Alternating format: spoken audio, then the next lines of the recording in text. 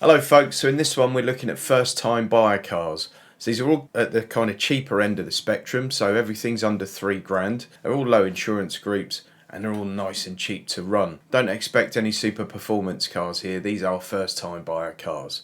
And they need to be a bit sensible for the first couple of years because otherwise the insurance is just absolutely crazy, isn't it? So keep watching, hopefully there's some good cars in here for you to get a few ideas about. Okay, so the first one we're looking at is this little Seat Ibiza, just under 3,000 quid, new timing chain, years MOT, great, 77,000 miles, part service history, so obviously dig into that, but you're going to do that anyway because you've watched my great video on the used car buying checklist, haven't you? Which will appear up there somewhere, I'm guessing. So running costs wise, what have we got? 155 quid a year on tax, which is expensive for one of these little cars. A Group 3 insurance, and then combined MPG of 52 quid. 52 quid? Combined MPG of 52. It's ULEZ compliant, 5 seats, 1.2 litre petrol. Let's have a look at the pictures. Does it look okay? I think it does. There's possibly a little bit damaged there, but nothing too major at all.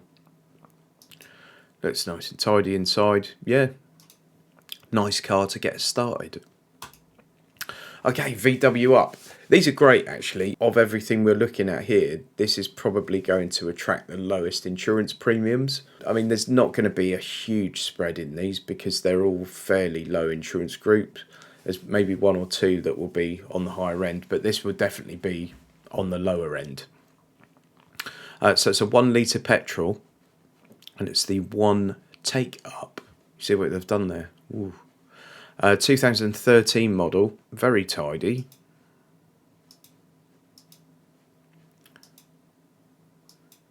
Yeah, exactly what you would expect really. So on the face of things, that looks like a very nice little car.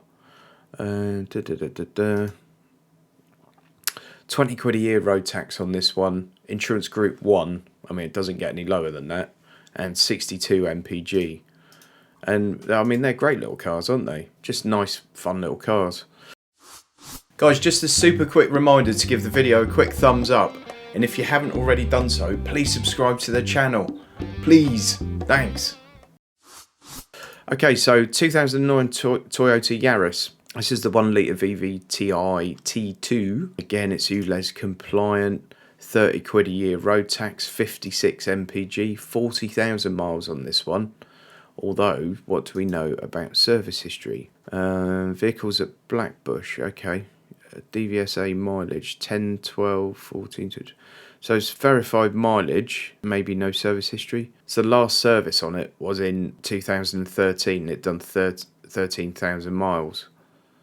S-INF, 3 services. Oof. Okay, so it's only got service history on 3 services.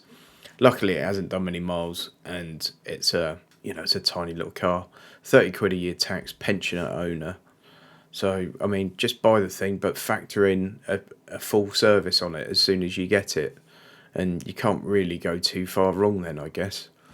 Okay, so this one's a 2011 Renault Clio, it's the 1.2 dynamic TomTom, and running costs on this one 155 quid a year road tax and 48 MPG. Insurance group is 8, by the way, so this is definitely at the higher end of the insurance groups we'll see today. It's got that slightly bigger engine than that. It's the 1.2. Obviously it's not going to be rapid with a 1.2 engine, but it's at the higher end. So nice looking little car, isn't it? Leather seats, it's got the TomTom built in. It looks like it needs a damn good clean on the interior. And yeah, oh dear. Alright, so that's got some fairly shocking wear on the interior. I would guess they've had a dog in there, and it's a dog that likes to eat things. It's just filthy, and it's got some worn out trim. To be fair, like that dash panel and stuff that's absolutely battered. I mean, all this stuff you'll be able to get cheap from breakers or from eBay. and a replacement stereo unit. I mean, chances are you might want something a bit nicer than that anyway, but if not, a replacement one of those is not going to cost you big money on eBay. But yeah, exterior wise, it looks really, really tidy, doesn't it? So it is cheap. I mean, it's £2,000, and that's 385 quid below market average. So there's a fair amount knocked off for the fact that it's in a bit of a state. MOT until April, grey, no mention of service history, so I'm assuming it doesn't have a lot. So proceed with caution. 2009 Fiat 500. This one's a 1.2 lounge, 3-door. And what do we know about this one? Full history and new MOT. Great, good start. Stunning little Fiat 500 lounge, finished in bright white with white interior. Private plate's been on since new and stays on the vehicle. So you're getting a private plate on this one as well, folks. That's quite swish for a young lady about town in her first car, or a young gent perhaps about town in his first car. I mean, there's such cool little cars, aren't they? And I know they're a little bit prone to rust underneath, so you probably want to get that properly inspected. And let's have a look. Running costs. Insurance Group 6, so it's going to be higher than something like that VW Up. And combined MPG of 55 MPG. That's really good, isn't it? And 30 quid a year car tax. Can't grumble at that. Okay, next one. It's the good old Vauxhall Corsa. This is 1.2i 16 valve SXI 5-door. It's probably got a little bit more boy racer appeal than some of these. Although, you know, it's by no means a Ferrari, is it? But more appeal to someone that wants a bit more of a sporty look, shall we say. Running costs. This one's an Insurance Group 6. And 130 quid a year road tax, 53 MPG. And no mention of service history on this one here. Is there anything in here? No, nothing at all. So assume it hasn't got it, or it's got next to nothing. 79,000 miles claimed. 2010 model car. Okay, so this one's a 2009 Peugeot 107. So this is very similar to like that VW Up. Tiny, tiny little car. Running costs on this one, Insurance Group 3. 20 quid a year road tax and 62.7 combined MPG. What do we know about this one? So it's previously sold by this garage and they've now got it back. It says it's come back in the same condition it left them 30,000 miles ago. It's been well looked after. Allowing the next owner to purchase a car that's condition is beyond its price. So I'm guessing they've bought this car, been really happy with it, so they've returned and part X'd it on another one. So that's a decent sign, isn't it? Leave with a fresh MOT, has already been serviced, hopefully ensuring the next owner encounters as little cost as the last. Car still drives brilliant, no undue noises, tight feeling with driving, 12 months MOT, service history, excellent bodywork. Alright, that looks alright, doesn't it? Again, like, it's just a little no-frills car, very easy to manoeuvre and park and stuff, and it's just not that complicated, is it? 2,150 quid, bosh. Right, this one's a 4KA, or the car, or car, I don't know. It's one of them. 2009 1.2 Studio, and this one is 30 quid a year on tax. Insurance Group 3, 55 MPG. It's a good service history with eight service stamps. That's really good. Last lubrication service was completed July at 61,000 miles. So that's good. MOT expires end of April. Bodywork and interior in very nice condition. And is there anything else? Car drives exceptionally well. Blah, blah, blah. Right, let's have a look. So it's got wheel trims on this one, so it's got steelies instead of alloys. And some nice subtle cable ties keeping them on. Headlights look like they could do with a polish maybe. It's got an aftermarket stereo, which is good.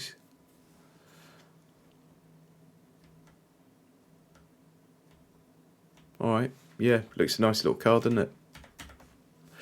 Okay, 2012 Skoda Citigo. Again, not a million miles away from like the C1, and probably a little bit bigger. But these are very popular little cars, and ideal, really ideal first time cars, especially as it's 5 doors, so you can get a couple of mates in and out the back easy enough. And it's VW Audi Group, isn't it? So you sort of expect a certain standard with VW Audi Group. Running costs on this one, it's an insurance group 1. So again, this is like VW up territory, insurance group 1. 20 quid a year tax and 62 mpg. Can't grumble, can you? What do we know about this? Car drives great and performs superb for such a small engine. Superbly, no. Ugh. We'll have a fresh service and MOT prior to going to a new owner. Any mention of previous service history? No. There's no mention of previous service history that I can see, so you would need to check that out. Right, finally we have a 2013 Seat Me, or Me. This one's a 1 litre petrol. It's basically that Citigo again, more or less. Insurance group 1, 20 quid a year road tax, 62.8 mpg. It's exactly the same as that Citigo, only this is a 3-door version and it's got a Seat badge rather than a Skoda badge, which may or may not appeal to you more. What do we see there? Right, I've immediately noticed that front bumper is out of whack. That's not lined up very well. What's it like on the other side? It's got a big dent in the back. Look, that's had a decent whack, that has. I don't know why they wouldn't just pull that out before trying to sell it. Even if they didn't do a perfect job, just pull it out a bit. Right, alright, I'm going to say, think about these cars, seriously, because, again, like the Skoda Citigo, they make a lot of sense. They're a tiny bit bigger than some of the cars here, but they're super low insurance group and really good MPG, 20 quid a year tax. But don't look at this example, because it's ringing alarm bells to me. To my mind, when somebody sells something that looks that bad, it sort of shows a bit of a lack of effort all round. Have they even referenced the fact that it's damaged? No, I don't like that. I think people should be upfront in their ads. Yes, they've shown the damage, but why not reference it? Why not say what happened? Why not pull it out a bit? Why not get that bumper on properly? Right, guys, hope you enjoyed that. Please remember to give the video a thumbs up, and please subscribe if you haven't already done so. This channel's all about car content. There'll be lots more car content coming in future months.